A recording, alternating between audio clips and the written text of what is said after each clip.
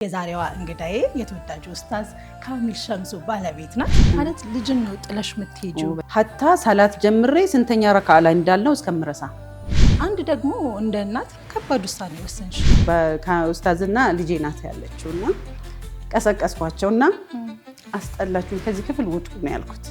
ገና ህፃን ልጅ ናት ምናምንና ምን አይነት ስሜት ላይ ግን ነበርሽ? እኔ እንዳውም በውስጤ ደስ አለኝ። ሁሌ አንደኛ የሚወጣ ልጅ ሁለተኛ ወጥቶ ስሜቱን ማወቅ መቻል አለበት። ለምን ዱንያ ላይ ሁሌ ራይት የለማ። የፍርድ ሁኔታው በጣም አስደንጋጭ ነበረ። ሰው በቃ ሀኒሙን ምናምን ብሎ የሚያስበው እኛ ያን የሚኖር ነው። ማሻአላህ ዙልም ነው እየተደረገ ያለው። ዙልም በምንድን ነው? በመማር ነው። የሙስሊሙ የመብት ትግል ወቅት የነበረው የእስር ጊዜ ልክ እግራቸው ሲገማ ነው በራችን የተንኳኳው።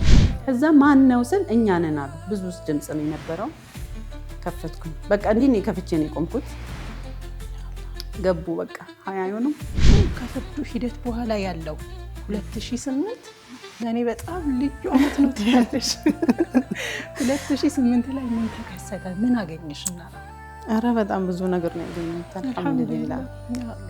ይሄ ኡስታዝ ያስን ኑሮ ውስጥ ፊልም ዞርችና አለብያ 22 አመት አለችኝ። አዎ 18 አመት ነው የቀራችሁ፣ ዞሪ 3 አመት ታስሯል አልኳት። አንቺ አህመድ የት ሄዶ ነው ከ22 እና ከ18 የሚቀረው? እሱ የት ሄዶ ነው አልኳት። እንዲረሱት ራሱ ብርታት እየሆንሻቸው ነበር። በጣም ኧረ ወላሂ በጣም አረብ ሀገር የሚያስጉዝ አንድ ውሳኔ ወሰንሽ።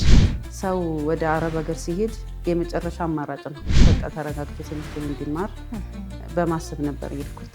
ልጆችን ይዘሽ ባለሽበት ሁኔታ አባታችሁ ይቆያል። ስትሄዱ መቼ ነው የምትወጣው ባባ አትበሉ። አንድ ቀን ይመጣል፣ በቃ የሆነ ቀን ይመጣል ሳታስቡት። መምጣቱ ደግሞ አይቀርም። አላከራይም እስከመባል ደርሰሻል። እንደ እባብ ሲቀጠቅጡ ነው ያየሁትና ራሴን መቆጣጠር አቃተኝ። የራሳቸውን ደግሞ እዛ የሚያቆሙ ግቢ ውስጥ የሚያስቆሙ ደግሞ አገኘኋቸው።